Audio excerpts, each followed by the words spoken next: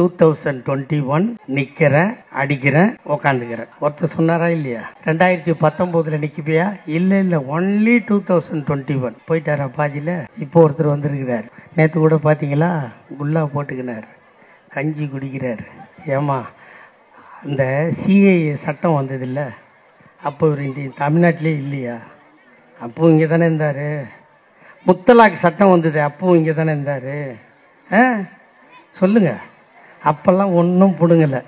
இப்போ தொப்பி போட்டுன்னு கஞ்சா அடிப்பார், கஞ்சி குடிப்பாராம். 26 இன்னைக்கு உங்களுக்கெல்லாம் மகளிர் தின வாழ்த்து வேற சொன்னார். வாழ்த்து சொன்னால் நம்மெல்லாம் சேர்ந்து தான் 21 இந்த ஆட்சி எடுத்துன்னு வந்தோம். இவங்க நம்மளை ஏமாற்றிட்டாங்க. 26 நம்மெல்லாம் சேர்ந்து மாற்றிடுவோம். மாற்றிட்டு இன்னும் மயிரை புருங்க போகிற எப்பமா கேட்க மாட்டேன். மாமா, உங்களை ஒரு கோழி குஞ்சு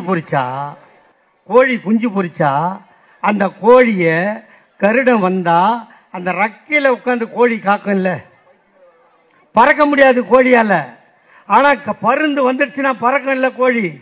அது மாதிரி உங்களை கோழி குஞ்சுகளை போல் தன் ரக்கையில் வைத்து காப்பாற்றுவதற்கு எங்கள் அண்ணன் 72 வயதில் போராடி கொண்டிருக்கிறார். என் தாய்மாரே, நீங்கள் நெஞ்சில் கை வைத்து சொல்லுங்கள், இப்படி ஒரு ஆட்சியை எவனாவது தந்திருக்கிறானா? எவனாவது அதற்கு தகுதி இருக்கிறதா? அவ்வளவு செஞ்சோம். அந்த பாருங்க, இங்கெல்லாம் நீங்க சேர் போட்டு உட்காந்துருக்கீங்கல்ல, முன் வரிசையில் உட்காந்துக்கிறீங்களா? ஆம்பளெல்லாம் எங்க உட்காந்துக்கிறான் பாரு, திரும்பி பாருங்க கொஞ்சம். உங்க மாமியார் காலத்துல இப்படி உக்காந்து அவன் சும்மா இருப்பானா? நீங்க எதனா பொண்ணு பார்க்கறதுக்கு கை நினைக்கிறதுக்கெல்லாம் போவீங்கல்ல, சேர் யாருக்கு போடுவான்? இவங்களுக்கு தான். உங்களுக்கு பாய் போடுவாங்க, எல்லாம் பெட்ஷீட் போடுவாங்க. அதுக்கு என்ன சொல்லுவாங்க? ஆம்பளை நிக்கிறாங்க, இறங்குடி மண்டை ஏறி குந்திங்கன்னா குரங்கு மாதிரி சொன்னாங்களா இல்லையா? ஆனா அதை மாத்தி உன்னை முன்னாடி உட்கார வச்சு ஆம்பளைய பின்னாடி உட்கார வைக்கிறது ஒரு கட்சி ஒண்ணு இல்ல. அதுதான் திமுக செஞ்சிருக்கமா இல்லையா? உன்னை என்ன சொல்றான் பிஜேபி காரன்? நீ வேலைக்கு போவாத, படிக்காத, வேற என்னடா பண்ணணும்? புருஷன் கூப்பிடும் போதெல்லாம் போ, புள்ள பெத்து போட்டுக்கினே இரு. இப்ப சட்டம் வருது நம்மளுக்கு. பார்லிமெண்ட் தொகுதி இப்ப 39, அதுல 8 குறைக்க போறான். ஏன்? நம்ம எல்லாம் உஷாரா. ஐயா கலைஞர் தாத்தா என்ன சொன்னாரு? நாம் இருவர் நமக்கு இருவர் சொன்னாரா இல்லையா? அழகா 2ஓட நிறுத்தணுமா? தளபதி வந்து இப்ப என்ன சொல்றார்? ஒன்று பெற்றால் ஒளிமயம். உன்னோட நிறுத்துறாங்களா? இவன் சொல்றதெல்லாம் கேட்டு நம்ம பெக்கிறதெல்லாம் குறைச்சி நம்ம வாழ்வோமா? ஆனா வடநாட்டில் அப்படி இல்லை. கல்யாணம் ஆகி சாவர 72 வயசுலயும் புள்ள பெக்கிறவளை பாத்துக்கிறியா? வடநாட்டில் பெத்து போடுவான். நம்ம புள்ளியார் சக்தி வந்தா அந்த மண்டை பக்கத்தில் வச்சு டை வச்சு அடிப்பான்ல, இப்படி அடிச்சு அவன் ஆளுக்கு 20 பாஞ்சின்னு பெத்து போட்டுருவானா? நம்மளுக்கு குறைப்பானா? அவனுக்கு கூட்டுவானா? நீங்க நினைக்கலாம் பிஜேபி காரங்கன்னா இங்க இருக்கானா? எவனா பிஜேபி காரன் இருக்கானா? ஒருத்தம் கூட இல்ல. இருந்தாலும் தேத்திட்டு இருப்பீங்களே. மகா மட்டமான ஒரு கட்சிமா, மகா மட்டமான ஒரு கட்சி. நம்மளை நசுக்கி புரிஞ்சு இதே எடப்பாடி பழனிசாமி இருந்திருந்தான்னா இந்நேரம் உங்களை அடமானம் வச்சுட்டு அவன் சொன்னான்ல, இந்தி படிச்சாதான் 5000 தரேன், 10,000 கோடி தரேன்னு. உடனே காலில் விழுந்து நரேந்திர மோடி நாக்கில் செருப்பை நக்கிட்டு வாங்கிட்டு வந்துருப்பான். ஒரு மாவீரனை ஓட்டு போட்டு தேர்ந்தெடுத்ததுனால எங்க அண்ணன் தளபதி சொல்றார், நீ 5000 கோடி அல்ல, 10,000 கோடி அல்ல, இந்தி படித்தால் தான் தருவாய் என்றால் அந்த 10,000 கோடி என் மயிருக்கு சமம் என்று சொன்ன ஒரு முதலமைச்சர் இந்தியாவில் எங்கள் அண்ணன் முதலமைச்சர். 8 ஸ்டேட்டை ஒன்னா கூட்டியிருக்கார். 8 ஸ்டேட்டை ஒன்னா கூட்டியிருக்கார். போன பார்லிமெண்ட் தேர்தல் நடந்தது இல்லை, தமிழ்நாடு பாண்டிச்சேரி சேர்த்து 40 நம்ம அடித்தோம். கேரளாலையாவது ஒரு நடிகன் உள்ள வந்துட்டான். அவனை உள்ள விடாத கட்சி திமுக, அண்ணன் தளபதி. எத்தனையோ கட்சி இருக்குது, எவ்வளோ கட்சி இருக்குது. எல்லாம் சுயநலம் கலந்த நாட்டு மக்களுக்கு சேவை செய்வேன் என்று நடிப்பவர்கள். திமுக ஆரம்பித்து 75 ஆண்டுகள் நிறைவேறிவிட்டது. 25ஆம் ஆண்டில் எங்கள் ஐயா கலைஞர் முதலமைச்சர், 50ஆம் ஆண்டில் எங்கள் ஐயா கலைஞர் முதலமைச்சர், 75ஆம் ஆண்டில் எங்கள் அண்ணன் தளபதி முதலமைச்சர், 100ஆம் ஆண்டு வரும்போது எங்கள் வருங்கால தமிழகம் எங்கள் அண்ணன் உதயநிதி முதலமைச்சர். இத சொன்னா வாரிசு அரசியல், வாரிசு அரசியல். ஆண்மை இருந்தா புள்ள பிறக்குமா இல்லையாம்மா? கல்யாணம் பண்ணி கொடுக்குறீங்க, 6 மாதம் கழிச்சு மாப்பிள்ளை என்ன கேட்பீங்க? மாப்பிள்ளை எதனா உண்டாச்சா இல்லையா? வேலைக்கு ஆகலையா? கேட்போமா இல்லையா? ஆண்மை இருக்குது, புள்ள பிறக்குது. எங்கள் ஐயா கலைஞருக்கு ஆண்மை இருந்தது, எங்கள் அண்ணன் தளபதி வந்தார். எங்கள் அண்ணன் தளபதிக்கு ஆண்மை இருந்தது, எங்கள் அண்ணன் உதயநிதி வந்தார். ஆண்மை இல்லைன்னா ஆஸ்பத்திரிக்கு போங்கடா, எங்களை பார்த்து வயிற்றுல அடிச்சுக்காதேன்றேன். இன்று உலக மகளிர் தினம். தாய்மார்கள்லாம் இங்க வந்து அமர்ந்திருக்கீங்க. என் அக்கா, என் தங்கச்சி, என் அம்மா, என் அண்ணி, என் அத்தை எல்லாரும் வந்திருக்கீங்க. இந்த வாய்ப்பை இங்க வந்து உங்களுக்கு வாழ்த்து சொல்லுகின்ற வாய்ப்பை அன்பிற்கினிய குமணன் ஏற்பாடு செய்திருக்கிறார். உங்களை சந்திக்கிறேன், உங்களுக்கு எல்லாம் மகளிர் தின வாழ்த்து சொல்றேன். நீங்க எல்லாரும் ஒண்ணு சேர்ந்து எங்கள் அண்ணன் தளபதிக்கு 72வது பிறந்த நாள் வாழ்த்து சொல்வதற்காக நீங்கள் அமர்ந்திருக்கிறீர்கள். நீங்க பேசுறதெல்லாம் நிறுத்திட்டு ஒரு அரை மணி நேரம் என் பேச்ச கேட்டீங்கன்னா நான் சீக்கிரம் முடிச்சிருவேன். இல்ல நீங்க பேசிக்கிட்டே இருந்தா நானும் பேசிக்கிட்டே இருப்பேன். விடிய விடிய பேசலாம். யாரு ஜெயிக்கிறாங்கன்னு பார்க்கலாம். ஒரு 10 நிமிஷம் 15 நிமிஷம் ஒரு நாட்டோட முதலமைச்சர் எடப்பாடி பழனிசாமி மாதிரி ஆக்சிடென்ட் முதலமைச்சர் இல்ல தளபதி. ஜெயலலிதா மாதிரி அர்ஜென்ட் முதலமைச்சர் இல்ல தளபதி. பன்னீர்செல்வம் மாதிரி ஆத்தா ஜெயிலுக்கு போனவன முதலமைச்சர் ஆகணும். கோத்தா இல்ல எங்க அண்ணன் முதலமைச்சர். 1953 பிறக்கிறார்.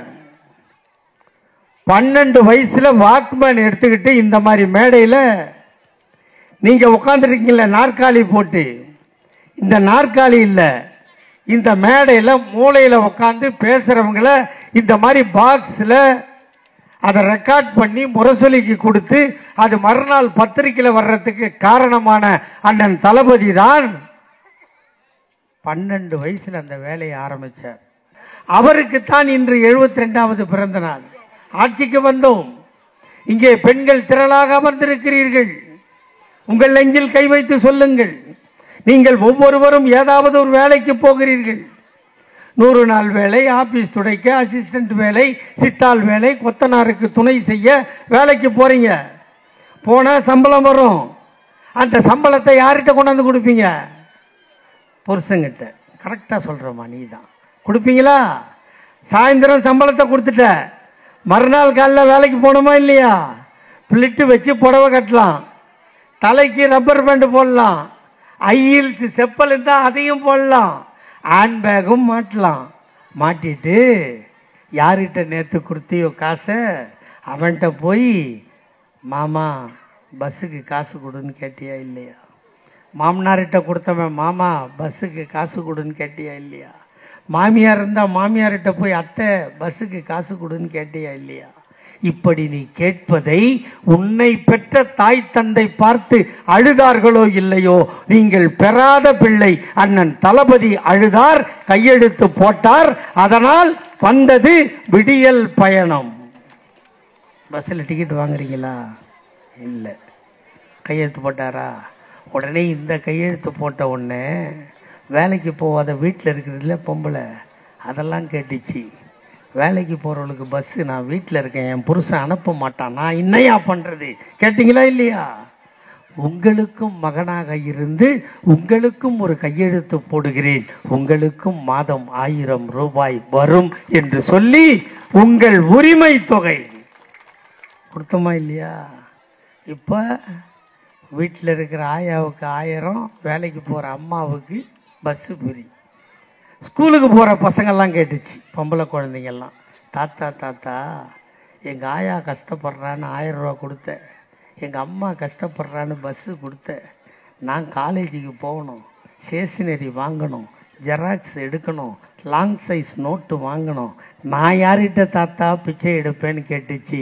உங்கள் தாத்தா தளபதி நான் இருக்கும்போது நீ எவனிடமும் பிச்சை எடுக்கக்கூடாது என்று போட்டார் கையெழுத்து. புதுமை பெண் திட்டம், உங்களுக்கு மாதம் 1000. உடனே பையன்லாம் கேட்டான், ஸோ இது என்னையா நியாயம்? ஒரே அம்மா ஒரே அப்பா, என் தங்கச்சிக்கு மட்டும் 1000, நான் காலேஜுக்கு போவேனாவா, நான் படிக்க வேணாவான்னு கேட்டான். உங்கள் தாத்தா உனக்கும் போடுகிறேன், நீயும் பெற்றுக்கொள், மாதம் 1000. அந்த திட்டத்திற்கு பெயர் தமிழ் புதல்வன் திட்டம். இப்படி எல்லாருக்கும் கொடுத்த உடனே அந்த 1லேருந்து 5 படிக்குது இல்லை பொடுசுங்க, அதெல்லாம் கேட்டுச்சு. தாத்தா தாத்தா எல்லாருக்கும் எல்லாம் கொடுத்துட்ட, எங்கள் ஆத்தாலும் அப்பனும் வேலைக்கு போகிறான், காலையில் டிஃபன் இல்லை, நான் ஸ்கூலுக்கு போனால் வயிற்று பசியை பார்ப்பனா வாத்தி சொல்கிற பாடத்தை பார்ப்பனான்னு கேட்டுச்சு. சொன்னார், உங்களுக்கு கொள்ளு தாத்தாவாக இருந்து கையெழுத்து போடுகிறேன், இன்று முதல் உங்களுக்கு சுவையான காலை உணவு தருவான் இந்த ஸ்டாலின் என்று சொன்னார். இவ்வளவும் கொடுக்குறோம், ஆனால் ஒன்றுமே செய்யலைன்றான். சரி, கல்லாப்பெட்டியில் பணம் இருக்குதான்னா பணம் இல்லை. எடப்பாடி பழனிசாமி நக்கிட்டு போயிட்டான், ஒரு பைசா இல்லை. சரி, எங்களுக்கு கொடுக்கணும், டெல்லியிலேருந்து எங்கள் வரி பணத்தை வாங்குறான். நீங்கள் நினைக்கலாம், இங்கே உட்காந்துருக்க தாய்மார்கள், நாங்கள் என்ன வரியாக கட்டுறோம், எங்கள் பணமாக டெல்லிக்கு போகுதுன்னு கேட்கலாம். இல்லை தாயே, நீ வாங்குகின்ற சோப்புக்கும் சீப்புக்கும் சாந்துக்கும் கண்மைக்கும் ஸ்டிக்கர் பொட்டுக்கும் ரப்பர் பேண்டுக்கும் நீ செலுத்துகின்ற ஒவ்வொரு பைசாவுக்கும் வரியை வாங்கி தாடி வச்ச கேடி நரேந்திர மோடி வாங்கி வச்சுக்கிட்டு அதுக்கு ஒரு கேஷ் கீப்பராக போட்டிருக்கான். யார்? நிர்மலா சீதாராமன் ஒரு ஆயா, தெரியுமா உங்களுக்கு? அது கேட்டால் நம்ம ஊர் பொண்ணுன்னு சொல்லும். பார்த்தீங்கன்னா 3 நாளைக்கு சோறு கிடைக்காது அது மூஞ்ச பார்த்தா. அந்த மாதிரி ஆள் அந்த ஆயா. அந்த ஆயாவை கல்லா கீப்பராக போட்டு நம்ம பணத்தை வாங்கி அவன் வச்சுக்கின்னு நம்மளுக்கு தரமாட்டேன்றான். இப்போ ஸ்கூல் நடக்குது இல்லை, டீச்சருக்கு சம்பளம் கொடுத்தா தானே வாத்தியார் பாடம் சொல்லுவார். இல்லை, டீச்சர் நாங்கள் பார்த்தீங்களா 1ஆவதுலேருந்து 5ஆவது வரைக்கும் பொம்பளை டீச்சர் தான் இருக்கணும்னு கையெழுத்து போட்டது தாத்தா டாக்டர் கலைஞர். 1ஆவதுலேருந்து 5ஆவது வரைக்கும் பொம்பளை டீச்சர் இருந்தால் தான் தாய் மாதிரி பார்த்துப்பா, ஆம்பளை டீச்சராக இருந்தால் நாய் மாதிரி அடிப்பான். அதனால் பொம்பளை டீச்சரை போட்டோம். சம்பளம் கொடுக்கணும் இல்லை, இல்லைன்னா அவன் புருஷன் அடிப்பான் இல்லை. அந்த சம்பளத்தை குடுறா பாவின்னா அவன் சொல்கிறான், நீ இந்திய படி நான் கொடுக்குறேன். நம்மளுக்கு எதுக்குமா ஹிந்தி? நம்ம தமிழ் படிக்கிறோம், வெளியே பேசணுன்னா இங்கிலீஷ் போதும். ஆனால் நம்மளை 3ஆவது மொழி படின்னு சொல்கிறானே அந்த வடநாட்டுக்காரன் எங்கன்னா வந்து யாருன்னா ஹிந்திக்காரன் வேலை செய்கிறான். நம்ம இங்கே இந்த ஏரியாலே கிடையாதா? பில்டிங் எதனா கட்டடத்தில் இருக்கான்ல, அவன்கிட்ட போய் ஹலோ அவ்வாறு யூன்னு கேட்டுப்பாரு, முஜி மாலும் நையின்னுவான். அவனுக்கு இந்தியை தவிர ஒரு மயிரும் தெரியாது. அது சொல்ல, எங்கள் அக்கா தமிழிசை ஒரு 3 அடி உயரம் இருக்குது பாரு, அது மனக்கட்டை போடுறதுன்னா மேடையில் நிற்கணும். அது சொல்லும், தமிழ் படித்தா தமிழ்நாட்டில் தான் வேலை, இந்தி படித்தா இந்தியா முழுக்க வேலைன்னும். இந்தியா முழுக்க வேலை செய்யலாம்ல, இங்கே ஏன் வந்து பானிபூரி விற்கிறான்? பானிபூரி விற்கிறானா? நம்ம பில்டிங்கில் கொத்தனார் சித்தால் வேலை செய்கிறானா? அவனை வேலை வாங்குற சூப்பர்வைசரும் இன்ஜினியரும் தமிழும் இங்கிலீஷும் படித்த நம்மாள். அவனுக்கு மூளை இருந்தால் அவன் அங்கே வேலை செய்கிறான். ஒரு ஷெட்டை கட்டி கொடுத்து 3 வேளை ரேஷன் வச்சு சோறை போட்டின்னா நாயா உழைக்கிறான் இல்லை. அப்போ அவன் ஹிந்தி படிச்சிருக்கானே, இந்தியாவில் எங்கன்னா போய் வேலை செய்ய வேண்டியதானே? இல்லை, அது இல்லை. இந்த மொழியை இப்போ நம்மளை அழிக்கணும். நம்மளை அழிக்கணும்னா என்ன பண்ணலாம்? நம்ம பேசுகிற மொழியை அழிக்கணும். மொழியை அழிச்சா இனம் தானாக அழிஞ்சிரும். அதனால் அந்த ஹிந்தி வெறி பிடிச்சவன் அப்படி பண்ணுறான். இவ்வளவுக்கு மத்தியிலும் தான், இவ்வளவு கஷ்டத்துக்கு மத்தியிலும் தான் உனக்கு கொடுக்குற 1000 ரூபா நிறுத்தல, உன் பொண்ணுக்கு கொடுக்குற 1000 ரூபா நிறுத்தல, உன் பிள்ளைக்கு கொடுக்குற 1000 ரூபா நிறுத்தல, உன் பேரனுக்கு போடுற சாப்பாட்டை நிறுத்தல. எப்படி முடியும்? அதான் கலைஞர் தாத்தா புள்ள கண்டுபிடிச்ச டெக்னிக். ஏன்? அவர் ஒரு அறிவாளி, இந்த நாட்டையும் மக்களையும் காப்பாற்ற பாடுபடுகின்ற ஒரு முதலமைச்சர். அதனால் தான் இது சாதிக்க முடிகிறது. அது எங்கிருந்து வந்தது? இன்னைக்கு 72 வயசு. உனக்கு எவ்வளோம்மா வயசு? 60 வயசு. இப்போ இந்த கூட்டம் உட்காந்துருக்கல, எவ்வளோ நேரம் உட்காந்துருக்க? 5 மணிலேருந்து. பாவம்மா பாவம் பாரு, அநியாயம். எங்கே கும்மணன் சார்? 6ஆம்மா அம்மா பாவம், அவரை போட்டு கொடுக்குறீங்க. உட்காந்துருக்க. இப்போ வீட்டுக்கு போனால் 5 மணிலேருந்தே வச்சுக்க, இப்போ மணி 8:15, 3.25 மணி நேரம் உட்காந்துருக்க. இப்போ வீட்டுக்கு போனால் அக்கடான சாய்வியா, போன உடனே சாப்பிடுவியா? ஏன்? 3.25 மணி நேரம் உட்காந்தா டயர்டு, உட்காந்த டயர்டு. ஆனால் 72 வயசாகிற எங்கள் அண்ணன் தளபதி 24 மணி நேரத்தில் 21 மணி நேரம் உழைக்கிறானே அந்த கருணை உணவா? அதை கூட என்ன கேட்டான் ஒருத்தன். காலையில் கன்னியாகுமரி, மத்தியானம் திருச்சி, சாயந்தரம் விழுப்புரம், ராத்திரி 12 மணிக்கு டி நகரில் போய் காவால தண்ணி போகுதான்னு பார்க்குற ஒரு ஆம்பளை எப்படி முடியுதுன்னு கேட்டான். நான் சொன்னேன், அப்படிலாம் சுத்தனா தாண்டா அவர் கலைஞரோட பிள்ளை இல்லைன்னா இல்லைன்னு. ஏன்னு கேட்டான். பராசக்தின்னு ஒரு படம் வந்துருக்குது, பார்த்துருக்கீங்களா நீங்கள்? அந்த ஆயா பார்த்துருக்குது. அந்த படம் வர்றதுக்கு முன்னாடியும் படம் வந்துதா? 20 பாட்டு வருமா? 5 பாட்டுக்கு தூங்கணுமா? 2 பாட்டுக்கு பாத்ரூம் போகணுமா? 2 பாட்டுக்கு டம் அடிக்கணுமா? இதெல்லாம் நடந்துதா? 52ல் பராசக்தின்னு ஒரு படம் வந்துதான். 2.25 மணி நேரம் கண்ணை சிமிட்டாம பார்க்க வச்ச படம் பராசக்தியே இல்லையா? அப்ப எவனோ கடையில் வாங்குற இங்கு மைய வாங்கி கலைஞர் ஐயா கையில் இருக்கிற பேனாவில் ஊற்றினா அந்த கைப்பட்ட மைக்கே அவ்வளோ பவர் இருந்தா, எங்கள் அண்ணன் தளபதி எங்கள் தாத்தா கலைஞர் ஊற்றின சொந்த மையை அவன் எவ்வளோ பவராக இருப்பான்னு இப்போ தெரியுது. அவரை பெற்றார், அவர் இருந்தார் தெரியுமா உங்களுக்கு? தாத்தா கலைஞர் 5 வாட்டி முதலமைச்சர் தெரியும்ல? 5 வாட்டி முதலமைச்சர். அவர் பொம்பளையா? இல்லை. ஆனால் பொம்பளையா ஒருத்தர் இங்கே 5 வருஷம் ஆட்சி பண்ணாங்க. உங்களை பற்றி சிந்திக்கலை. நீங்கள் இங்கே இருக்கிறீங்க. இப்போ உங்கள் வீட்டில் கல்யாணம் பண்ணி கொடுத்துட்டு போவான், நான் தம்பி இருப்பான், பைசா கொடுப்பானா? வீட்டில் எதனா சாவு விழுந்தால் கோடியை தந்து போடுவோம். இதை தவிர ஒரு மசரும் உனக்கு தரமாட்டான். ஆனால் இதை எவனும் உணரல. அந்த குடும்ப அரசியல் சொன்னான்ல, பேரம்பேத்தி இருக்குதுன்னு சொன்னான்ல, குடும்பம் இருந்ததால், பிள்ளை குட்டி பெற்றதால், பேரம்பேத்தி எடுத்ததால், அவருக்கும் பெண் குழந்தை இருப்பதால் பெறுவது ஒரு வயிறு. அது ஆண் என்ன பெண் என்ன? 89ல் 3வது முறையாக முதலமைச்சராக வந்து போட்டார் கையெழுத்து. இன்று முதல் பெண்களுக்கும் சொத்தில் சமபங்கு என்ற கையெழுத்தை போட்ட இந்தியாவில் ஒரே முதலமைச்சர் எங்கள் தாத்தா டாக்டர் கலைஞர். ஓத்தா வேற எவனா செஞ்சானா? இதை செஞ்சானா சார்? செய்யல. அவர் இருந்தாரு. அவர் 5 முறை முதலமைச்சர். 6வது முறை அவங்க கிட்ட ஓட்டு கேட்டு வந்தாரு.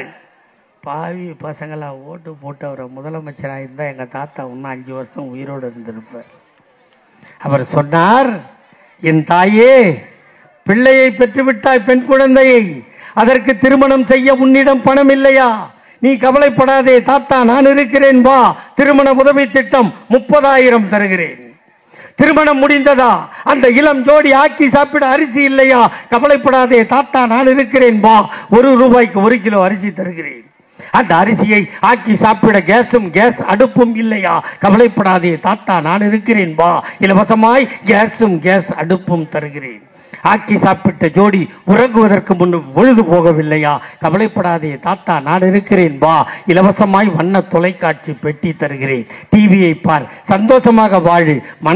மணமகளை கர்ப்பமாக்கி விட்டானா? 7 மாதம் ஆகி போனதா? அவளுக்கு சத்தான உணவு வாங்கி கொடுக்க உனக்கு வக்கில்லையா? கவலைப்படாதே தாத்தா, நான் இருக்கிறேன், வா, மாதம் 1000 வீதம் 3000 தருகிறேன். சத்தாக சாப்பிட்டு முத்தாக பெத்து போடு. பெத்து போட்ட பிள்ளைக்கு பால் சுரக்கவில்லையா? மாமனார் தரவில்லையா? கணவன் தரவில்லையா? கவலைப்படாதே தாத்தா, நான் இருக்கிறேன், வா, மீண்டும் 3000 3 மாதம் தருகிறேன். சத்தாக சாப்பிட்டு முத்தாக காப்பாற்றிய பிள்ளை பள்ளிக்கு போக வேண்டுமா? ஸ்கூல் பீஸ் இல்லையா? கவலைப்படாதே தாத்தா, நான் இருக்கிறேன், வா, school fees free, uniform free, புத்தகம் ஃப்ரீ, புத்தகம் போடுகின்ற பையும் ஃப்ரீ, அவன் பஸ்ஸிலே போவதற்கு பஸ் பாஸும் ஃப்ரீ. பள்ளிக்கு போன பிள்ளை சவலையாக இருக்கிறானா? அவனுக்கு சத்தான உணவு கிடைக்கவில்லையா? கவலைப்படாதே தாத்தா, நான் இருக்கிறேன், வா, சத்துணவில் வாரம் 5 முட்டை தருகிறேன். அவன் முட்டை சாப்பிட மாட்டானா? அவனுக்கு வாழைப்பழம் தருகிறேன். அவன் படித்தானா? +1 போனானா? சைக்கிள் ஓட்டுவானா? உனக்கு வாங்கி கொடுக்க வக்கில்லையா? கவலைப்படாதே தாத்தா, நான் இருக்கிறேன், வா, இலவசமாய் சைக்கிள் தருகிறேன். +1 +2 முடித்தானா? அவன் காலேஜுக்கு போக வேண்டுமா? உன்னிடம் காசு இல்லையா? அவன் தான் வீட்டில் முதல் கிராஜுவேட்டா? கவலை கவலைப்படாதே தாத்தா நான் இருக்கிறேன் வா, காலேஜ் ஃபீஸும் ஃப்ரீ. அவனும் காதலித்தானா, அவனும் கல்யாணம் பண்ணானா, அவனுக்கும் மாசமானதா, அவளும் பிள்ளை பெற்றாளா, இப்படி கொடுத்து கொண்டே இருக்கிறேன். பெத்து பெத்து பெத்து வயதாகி போனாயா, நீயும் கவலைப்படாதே தாத்தா நான் இருக்கிறேன் வா, மாதம் 750 ரூபாய் பென்ஷன் தருகிறேன். 58 வயது ஆகி போனதா, இலவசமாய் பஸ் பாஸ் தருகிறேன். பேரனை பார், பேத்தியை பார், சந்தோஷமாக வாழு. காலம் கெட்டு போனதா, நீ சிக்காகி போனாயா, ஆஸ்பத்திரிக்கு போவதற்கு ஆட்டோவிற்கு பணம் இல்லையா, கவலைப்படாதே தாத்தா நான் விட்ட ஒன்னாட்டை ஆம்புலன்ஸை கூப்பிடு, இலவசமாய் ஆஸ்பத்திரிக்கு போ. வைத்தியன் பணம் கேட்கிறானா, உன்னிடம் பணம் இல்லையா, கவலைப்படாதே தாத்தா நான் கொடுத்த கலைஞர் காப்பீட்டு அட்டையை காட்டு, 1 லட்சம் ஃப்ரீ. வைத்தியம் பார், வீட்டுக்கு வா. காலம் கெட்டு போனதா, நீ செத்து போனாயா, உன் பிணத்தை தூக்க 4 பேர் இல்லையா, தன்மானம் தடுக்கிறதா, தாத்தா நான் போட்ட சட்டம் மார்ச்சரி வேணும் ஃப்ரீ. கொண்டு வந்தாயா, பார்த்தாயா, அழுதாயா, ஈ மொய்க்கிறதா, கவலைப்படாதே தாத்தா நான் போட்ட சட்டம் ஃப்ரீசர் பாக்ஸும் ஃப்ரீ. பார்த்தாயா, அழுதாயா, சுடுகாடு போனாயா, புதைக்க வேண்டுமா, கொளுத்த வேண்டுமா, தாத்தா நான் போட்ட சட்டம் புதைப்பதும் ஃப்ரீ, கொளுத்துவதும் ஃப்ரீ. வீட்டுக்கு வந்தாயா, டெத் சர்டிபிகேட் வேண்டுமா, தாத்தா நான் போட்ட சட்டம் டெத் சர்டிபிகேட்டும் ஃப்ரீ, பர்த் சர்டிபிகேட்டும் ஃப்ரீ. இப்படி கருவறை முதல் கல்லறை வரை இலவசங்களை வாரி வழங்கிய உலகத்தில் ஒரே முதல்வர் எங்கள் தாத்தா டாக்டர் கலைஞர். பார்த்தா சொல்றா எவனா சொல்றா பார்க்கலாம். இதோட விட்டாரா, கல்யாணம் பண்ணதுல இருந்து கர்மாந்திரம் பண்ற வரைக்கும் தாத்தா நம்ம என்ன சொன்னோம், அதோ போறான் பாரு நொண்டி, சொன்னமா இல்லையாமா, அதோ போறான் பாரு டப்சா, அதோ போறான் பாரு 1.5 கண்ணு, சொன்னமா இல்லையா, அவனை பார்த்து சிரிச்சமா இல்லையா, கேவலப்படுத்தணுமா இல்லையா, அவனை பெத்தவனுக்கு வலிச்சதோ இல்லையோ, எங்கள் தாத்தா கலைஞருக்கு வலித்தது. அவனை கூப்பிட்டு சொன்னார், நீ நொண்டி இல்லடா, நீ டப்சா இல்லடா, நீ 1.5 கண்ணை இல்லடா, உனக்கு ஒரு திறமை போனால் இன்னொரு திறமை இருக்கிறது. ஆகவே இன்று முதல் நீ மாற்றுத்திறனாளி என்று அழைக்கப்படுவாய் என்று சொல்லி அவனுக்கும் நலவாரியம் தந்தாரா இல்லையா. அதோ போறான் பாரு பொட்ட, அதோ போறான் பாரு 9, சொன்னமா இல்லையா. அவனை பெத்தவனும் கைவிட்டுட்டான், மற்றவனும் கிண்டல் பண்றான். ஆனால் எங்கள் தாத்தா கலைஞர் அவனை கைவிடல, கிண்டல் பண்ணல. அவனை கூப்பிட்டு சொன்னார், நீ பொட்டை இல்ல, நீ 9 இல்ல, உனக்கும் அழகான பெயர் வைக்கிறேன், இன்று முதல் நீ திருநங்கைகள் என்று அழைக்கப்படுவாய் என்று சொல்லி அவனுக்கும் நலவாரியம் தந்தாரா இல்லையா. அதையும் தாண்டி ஒரு காலத்தில் ரயில்வே ஸ்டேஷனுக்கு போனா அங்க பச்சை கொடி ஆட்டுவான்ல ஸ்டேஷன் மாஸ்டர், அவங்கெல்லாம் அவ்வா. அதே ரயில்வே தண்டவாளத்தில் ஒருத்தன் காக்கி டவுஜர் போட்டுக்கிட்டு அவாய் செப்பல் போட்டுக்கிட்டு ஒரு சம்பட்டியை வச்சு அடிச்சுக்கிட்டே போவான்ல, பிளக்கெல்லாம் நல்லா இருக்குதுன்னு, அவன்லாம் நம்ம ஆளு. தாத்தா கலைஞர் தான் சொன்னார், நீ பிளக்கட்டை தட்ட பிறக்கலடா, நீ ஆட்டினா கொடியும் ஆடும் ரயிலும் ஓடும் என்று சொல்லி இந்த நாட்டில் தாழ்த்தப்பட்டவனையும் பிற்படுத்தப்பட்டவனையும் சேஷன் மாஸ்டர் ஆக்கி அழகு பார்த்த ஒரே தலைவர் எங்கள் தாத்தா டாக்டர் கலைஞர். கோர்ட்டுக்கு போனா கருப்பு கவுன் போட்டு கட்ட சுத்தில ஆடர்னு தட்டுவான்ல நீதிபதி, அவெல்லாம் அவ்வா. நம்மளுக்கு என்ன வேலை தெரியுமா, அதே கோர்ட்ல சிவப்பு தொப்பி போட்டு சைலன்ஸ்ன்னு கத்தணும். தாத்தா கலைஞர் சொன்னார், நீ சைலன்ஸ்ன்னு கத்த பிறக்கலடா, நீ அடிச்சா கட்ட சுத்தி அடிக்கும், சட்டமும் பேசும் என்று சொல்லி இந்த நாட்டில் தாழ்த்தப்பட்டவனையும் பிற்படுத்தப்பட்டவனையும் நீதிபதியாக்கி அழகு பார்த்த ஒரே முதலமைச்சர் எங்கள் தாத்தா டாக்டர் கலைஞர். கோயிலுக்கு போனா கோயில் வாசல்ல பெரிய கவுறு கட்டின மணி இருக்குமா இல்லையா, அந்த மணி ஆட்டுறது நம்பவா. அதே கோயிலுக்குள்ள வெள்ளி மணி சின்ன மணி இருக்குதுல்ல, அதை ஆற்றவா அவ்வா. தாத்தா கலைஞர் பார்த்தார், இவன் தான் சின்ன மணி ஆட்டணுமா, இவன் தான் ஆண்டவன் பேசுவானா, இல்லை எங்கால ஆட்டினாலும் ஆடும் ஆண்டவனும் பேசுவான் என்று சொல்லி இந்த நாட்டில் தாழ்த்தப்பட்டவனையும் பிற்படுத்தப்பட்டவனையும் அர்ச்சகராகி அனைத்து ஜாதிக்காரனும் அர்ச்சகராகலாம் என்ற சட்டத்தை போட்டார். இவ்வளவும் நாங்கள் செஞ்சு கொடுத்துருக்கோம், எங்கள் அண்ணன் இவ்வளவும் செய்கிறாரு. ஆனால் திடீர்னு ஒருத்தன் வருவான், வழி வழியாக தலைமுறை தலைமுறையாக இந்த கட்டுக்கோப்பை காப்பாற்றி வைக்க ஒரு கட்சி வேண்டுமென்றால் திமுகவை விட்டா வேறு கட்சி இல்லை. என் தாய்மார்களே, தமிழ்மார் இங்கே பேசி எல்லோரும் கேட்டிருப்பார்கள். 2026 நீங்கள் வாக்களியுங்கள், உங்களை கையெடுத்து கும்பிடுகிறேன், காலில் விழுந்து கேட்கிறேன் என்று கேட்பார்கள். நான் சொல்வேன், உங்கள் காலிலோ கையிலோ உழ வேண்டிய அவசியம் திமுக காரனுக்கு இல்லை. நீங்கள் அழுதால் அழுவதற்கு திமுக, நீங்கள் சிரித்தால் சிரிப்பதற்கு திமுக, உங்கள் வீட்டில் எது நடந்தாலும் அதில் பங்கெடுக்கின்ற ஒரே கட்சி திமுக. இந்த கட்சியை விட்டால் நாதி இல்லை. ஆகவே சொல்வேன், நீங்களும் உங்கள் சந்ததியும் வாழ வேண்டுமா? ஆதரியுங்கள் திமுகவை. இல்லை, நாங்கள் நாசமாக போவேன் என்று சொன்னால் எங்களுக்கு வாக்களிக்க தேவையில்லை என்பதை மட்டும் சொல்லி, என் தாய்மார்களே, இந்த நாட்டை காக்க அண்ணன் தளபதிக்கு 72ஆம் ஆண்டு பிறந்த நாளை உங்கள் மனதார சொல்லுங்கள் என கேட்டு வாய்ப்புக்கு நன்றி தெரிவித்து விடைபெறுகிறேன். வெல்க தமிழ். வணக்கம்.